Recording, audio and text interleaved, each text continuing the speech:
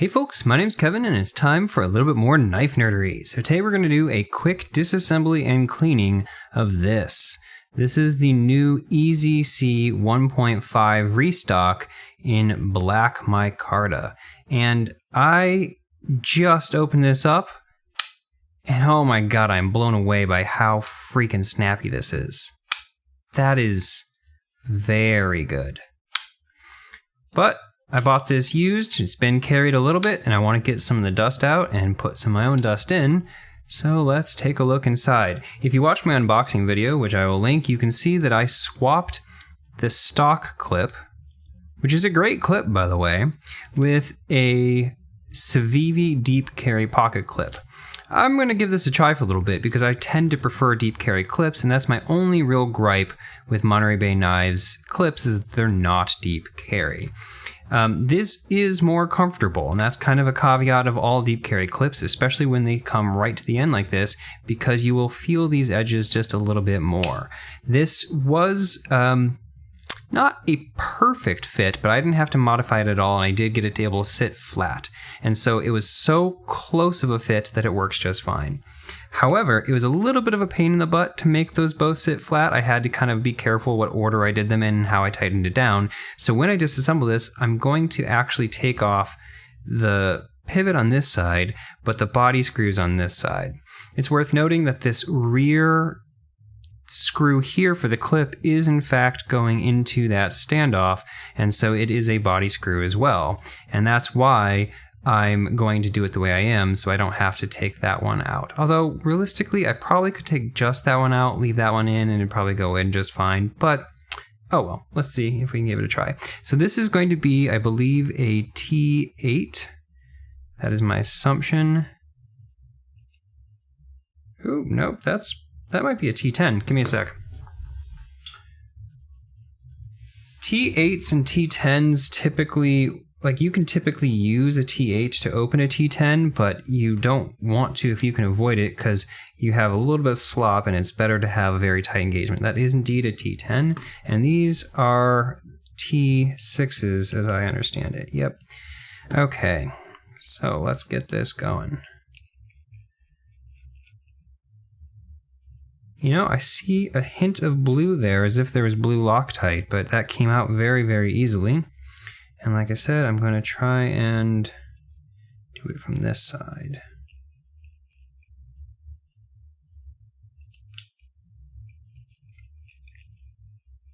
I don't anticipate this being very complicated inside. It looks pretty straightforward from what you can just see looking through it. And this is a knife that you can really easily see into with how open it is with just those standoffs. So in theory, this will come apart in a slightly odd way because these are going to stay onto this side. But yeah, they came out easily. Oh yeah, I'm glad I did this. Look how much gunk is in there. Whew. Okay, so what do we have? As far as construction goes, this is a... Come on. Okay, we've got an internal stop pin, the kind that is affixed into the blade.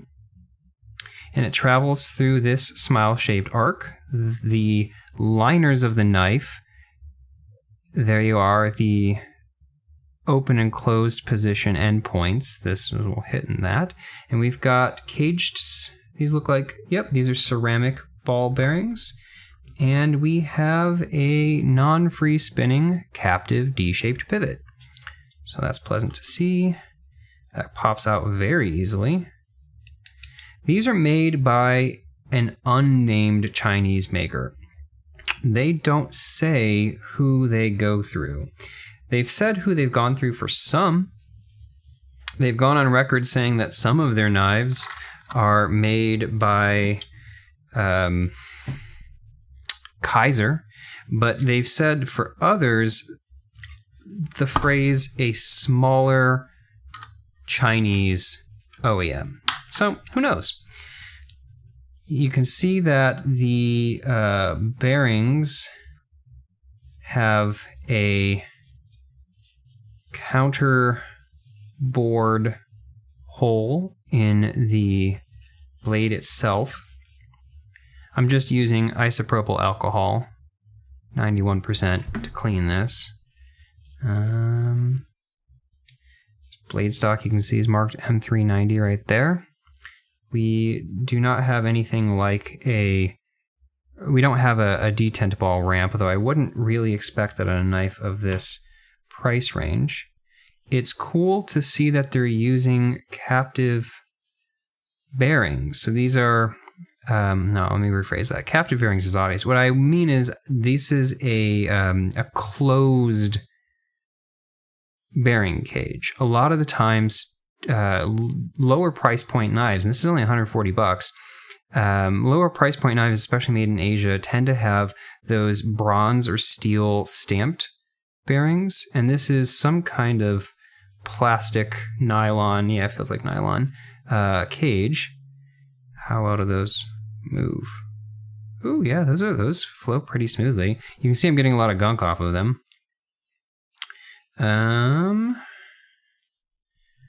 Let's get some of this Q-tip action going.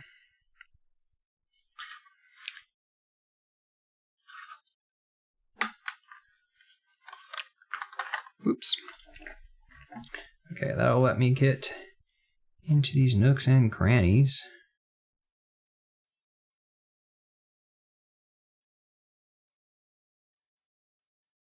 Nice, good. And into these. This is, you can see that they have a raceway milled into the steel liner. And it's actually, you can see that the channel is, there's like a divot that's milled into this. It's not just flat. So they've created a path for those bearings to glide in that they're hopefully, repeating. So if it were completely flat, there would be more opportunity for the bearings to shift slightly if there wasn't very, very tight tolerances around between the pivot and the bearing cage itself. And so if this shifts around, then it'll be wearing a different path in. But having a little divot in like this means that it's very unlikely that this is going to be anywhere but exactly here, because if it tries to move up slightly, it's going to be running into that little divot. So let's clean through here, although that's about it. There's not much else going on in this knife. Try and get these corners a little bit better.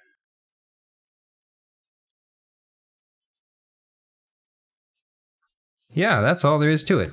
Okay, so for putting this back together, I forgot I'm going to clean this first. And this looked very clean, but I will clean it anyway. And typically the way I do that is by just pinching it in the isopropyl little cloth here and twirling it with the thing back and forth, kind of getting my fingernail in there. Yeah, you can see I did get some off.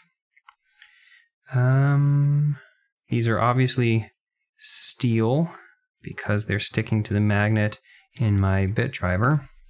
Anyway, it looks like that is all there is to it. There's nothing else going on in here, and oh, that's fun. Oh, I like that. You can see that the liners have a hole for a lanyard, and they didn't actually drill that. Thank you, Ray Laconico, for not giving in and putting a lanyard hole on this, even though you very obviously could have. Okay, so let's put this back together. We have a D shape on this side, and that is going to be where this goes, but that's on the receiving end, so it actually was on this side. So that's actually interesting to note. There's not a D shape here, but this pivot was, I unscrewed from this side, which means that this D engages only with the clip side to make it not free spin, which means I'm going to have to line this up manually and make sure that it's facing the right direction and not turned, because it will spin on this side. I actually could reverse it, but then the screw would be on the show side, and I think it's a little bit cleaner. It doesn't really matter all that much. But I also like to reassemble knives the way that they were assembled by them, because maybe there is a reason for what they've done and that I am not privy to. That's a little bit more than needed. That's always the case with lube. I feel like you always kind of put a little bit more on than you need.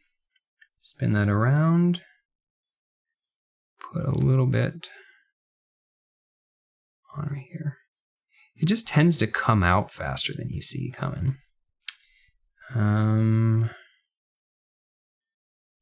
This is the side.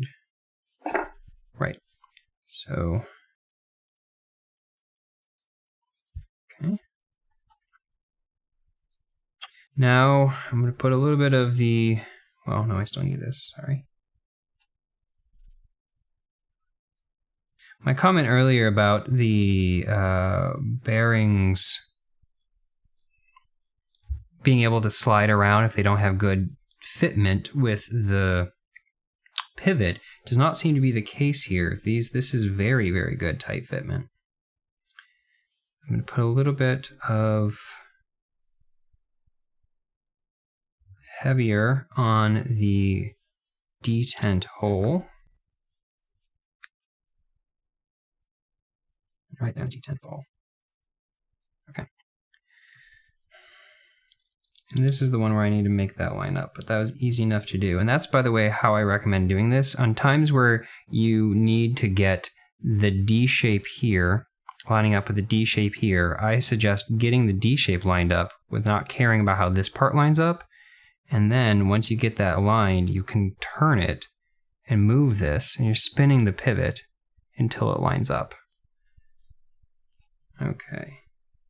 That way it allows you to align the D shape with the scale that actually matters, and then you turn the two together until it aligns with the other scale. And the way I took this apart means that I have to kind of hold this together, but it's easy, it's not giving me any problems. So let's put these back in. When I'm reassembling a knife, I typically put the body screws in first, but I don't tighten them down all the way, and that allows me to get a general sense of these being in the right, like I tighten it, but just not all the way down, and that gives me the correct kind of alignment down here when I'm adjusting the pivot to see if I'm centered correctly. But then I wait until the center. You know, I'm going to put a little bit of Loctite on this. I like the blue stick Loctite, and I like applying it with a toothpick. And that allows me to put it inside the screw. Because I find that if you put it on the screw itself, it often kind of backs up the screw and squirts out the top. Okay.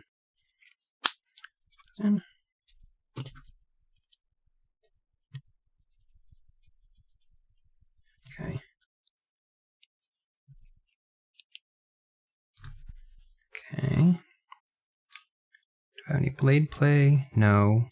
Ooh, and it still falls nicely. Ooh. Yeah, look at that. Okay, since that works, let's finish tightening these down. They were pretty close to tight, but I'm just doing a little bit extra oomph.